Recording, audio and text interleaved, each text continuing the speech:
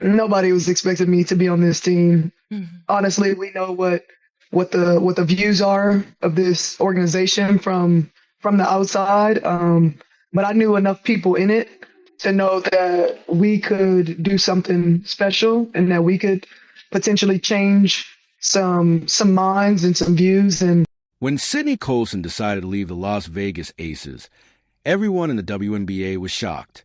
She walked away from a championship team, her best friend Aya Wilson, and guaranteed success. But her recent interview revealed that this wasn't about rejecting anyone. It was about following her purpose. Colson saw something special in the Indiana Fever and Caitlin Clark that others didn't. Her faith in this young team might completely change the Fever's future and challenge the WNBA's old order. Do you support Sid and Caitlin? Tell us in the comments below. Start first with just the special season you guys have had with the Indiana Fever this year. I think it can be summed up by your end of season Instagram post. Let's take a look at this post from you, Sid. And in the in the caption, you said, "Genuinely enjoyed this team and what we did on the court and in the showers." You're so silly. "I knew in the off season that God was placing me where I needed to be to grow and learn some necessary lessons. And that's exactly what happened." So, what makes a two-time champion leave a team where she could win again?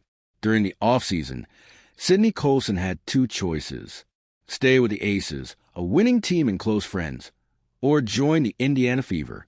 When the Fever's GM Amber Cox and head coach Stephanie White called her, they didn't just offer a contract. They offered her a chance to help build something new from the ground up.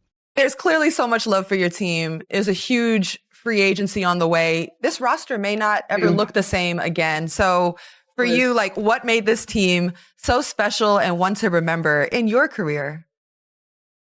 You know, in the off season, it was obviously like a tough decision for me. I've been with the Aces for so long, and we did some amazing things together as a team.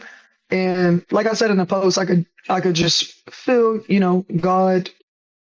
When you could just feel like you need to get uncomfortable, or like you're being pushed in a direction, and because it makes you uncomfortable, kind of don't want to do it. Colson later said this move was a leap of faith.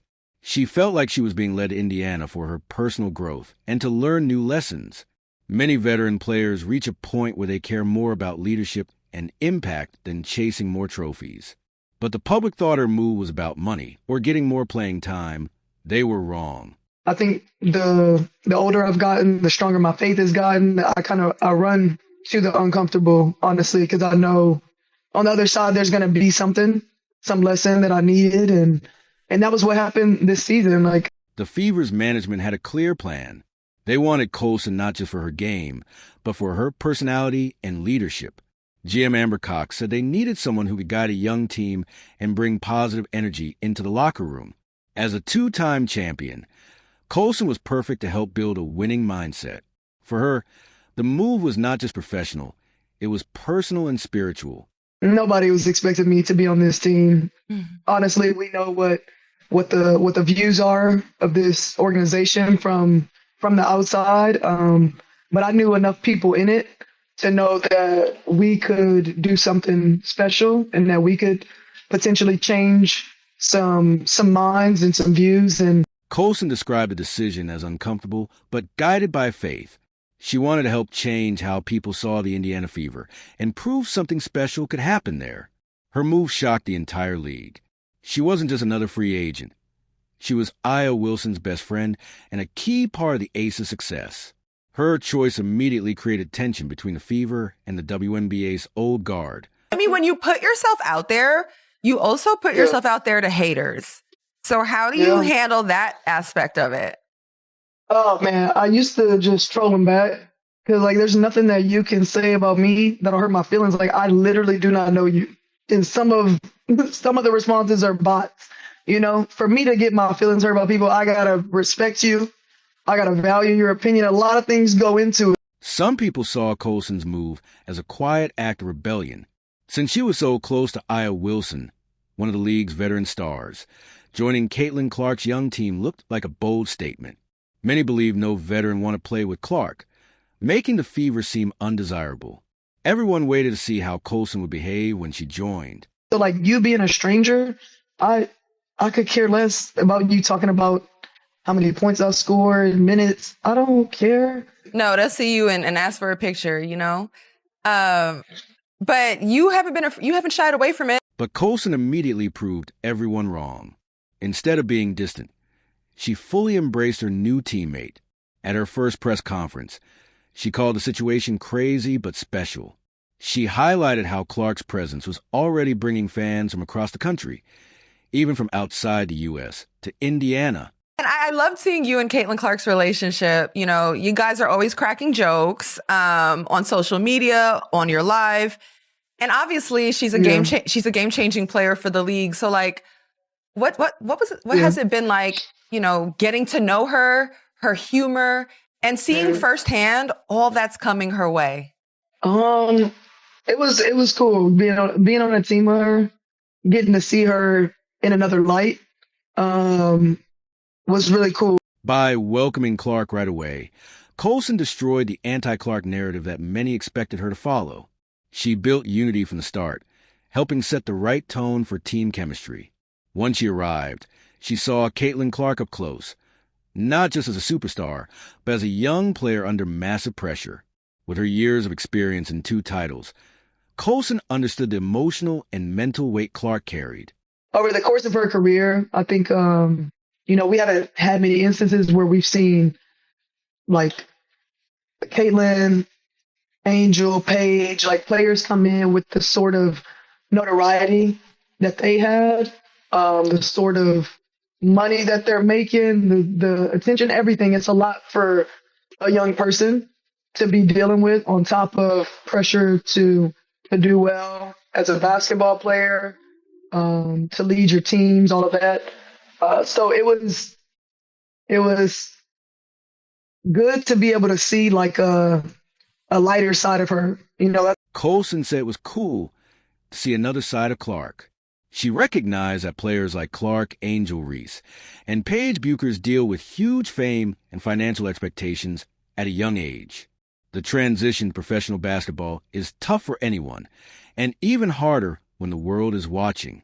That's why veteran mentorship is so important, and Colson naturally stepped into that role. Unfortunately, when she was injured, you're having to adjust your mindset. You're having to get mentally tougher because I think she'd had like a bad injury before. So now you're having to watch your team from the outside is still, I would be talking to her a lot about, make sure you're still being vocal. You don't want to lose this time with your teammates, and because you're injured or sidelined, you're not still using the opportunity to lead or to grow relationships. Don't let it be a wasted season just because you can't physically contribute. When Clark's season was cut short by injury, Colson's role changed again. She became more of a mentor and leader than an on-court player. Injuries can make athletes feel disconnected from their team, so Colson worked hard to keep Clark involved. She helped Clark adjust mentally and stay positive while learning from the sidelines. Her desire to become a better leader and, to come back, because there were times where maybe, she thought she was coming back and then it wasn't happening, or another little thing would happen that turned into a big thing. But to see her fun side, I think that was the most important part, to see her being jovial and lighthearted and having fun with her teammates. I don't think was like a side that people saw a lot last season. And so I would just be telling her more of that. So what advice did Colson give during Clark's injury? She told her to keep leading, even without playing. Colson reminded Clark that leadership isn't just about scoring. It's about supporting your team and building trust. She encouraged her to strengthen relationships and keep growing as a leader. This mentorship became one of the most important parts of the Fever season. We did something really special for us to have been together for just a matter of months and not fully healthy, everybody at the same time. So it was fun. It was really fun. And I think the Commissioner's Cup championship gave us even more confidence that we could go on and win a championship. And I think we would have had we stayed healthy. With Clark injured, the Fever could have fallen apart. But instead, it became a test of the culture that Colson and the other veterans were building. The The team faced injuries, losses, and heavy outside criticism, but they kept pushing forward together. People pointed to your voice as one in the locker room that everyone listened to, that you were one of the main leaders for the team. You know, people trusted you. Taking on that role, what was it like trying to overcome some of the hurdles? And was there a hurdle this season that you guys like that rocked y'all, like almost was so tough to really stay together from? The pressure was intense, but Colson's humor and honesty helped hold the team together. She created a positive, fun locker room where everyone could relax and be themselves. Her humor wasn't just for laughs. It helped players deal with stress and stay connected. That kind of trust made the Fever stronger and more confident during tough times. I mean, from the outside, I think everybody can see the different types of adversity that hit our team. And I don't know, we just found a way. We got a lot of personalities on our team, and there's a lot of joking around. So when hard times were hitting, we were just like making jokes, laughing, because honestly, some stuff was just, what can you do? What can you say about some stuff? You just got to get closer together. And I think we did that. I think it showed in our play. And the environment was positive. Then came another challenge. Colson herself suffered a torn ACL. It could have crushed the team spirit. But instead, the team came together around her, just like she had always done for them. They supported her, stayed united, and kept fighting. That showed how much her leadership had shaped the team. The Fever were no longer fragile. They were resilient. We got plagued with injuries, but even though the injured players, like, we still tried to make it a point to be around for practices, to still be lending our voices, to give whatever advice and wisdom we could, even though, like, we weren't able-bodied, you know? Mm-hmm, mm-hmm. Yeah, it seemed like humor was therapy for you guys. In Indiana, Colson became much more than just a player. Her personality and story became a major asset for the franchise. In Las Vegas, she was part of a star-studded roster. But in Indiana, she became a key figure in one of the WNBA's most exciting news stories. And that gave her new opportunities off the court, too. You are captivating. You are funny. The way people are consuming the WNBA is changing and evolving. So now, my girl, you got commercials with TJ Maxx, Ally, Deloitte, Kia, DirecTV. You're doing commercials with Diana Taurasi, Brianna Stewart, Paige Beckers. Like, how have you found your lane to crack open and break through the zeitgeist? And literally, like, it's not something funny. You are one of the faces of the league. Her growing visibility brought national attention and new brand deals with companies like TJ Maxx and Ally. By joining the Fever and being part of the Caitlin Clark story, Colson became one of the most relatable and marketable players in the league. Everywhere I go, I think authenticity is going to always get you where you need to be, even if it's not what you pictured.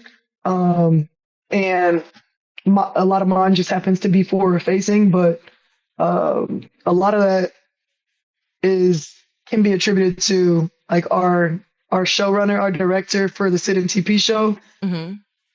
Carly, they came up with the idea for TP and I to be the faces of the league. Her new platform allowed her to show her humor and basketball IQ to a wider audience. She appeared in more media events, commercials, and even starred her own show, Unsupervised with TP.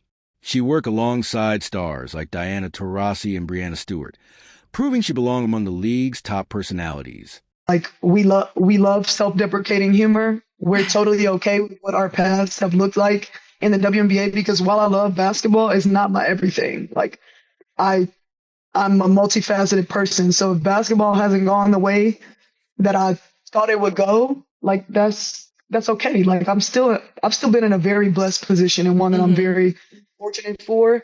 A lot of minutes are not. Like, it's been a real treat to be in the W for this long. I can't say that I expected this. So how did this move open so many doors? By joining a young, rising team with a national spotlight, Colson positioned herself at the center of the WNBA's growth. The Fever, boosted by Clark's fame, became one of the most talked about teams in sports. That media wave lifted everyone, and Colson's authentic energy made her the perfect ambassador for the league's future. So to see that really turn into us being the faces of the league, I think I hope that it's inspiring to people to just bet on yourself and like make yourself a brand, like be authentic, stay true to it, and like the people that are supposed to find you will find you. Sydney Colson's decision was never just about basketball. It was about helping shape the future of the league. The Indiana Fever, powered by Clark's talent and Colson's leadership, are building a model for long-term success that blends youth and experience. Colson has even hinted that she might coach someday, continuing to guide the next generation. With their foundation now set, all eyes are on the Fever for the 2026 season. Do you stand with Sid and Caitlin? Let us know in the comments, and don't forget to like and subscribe.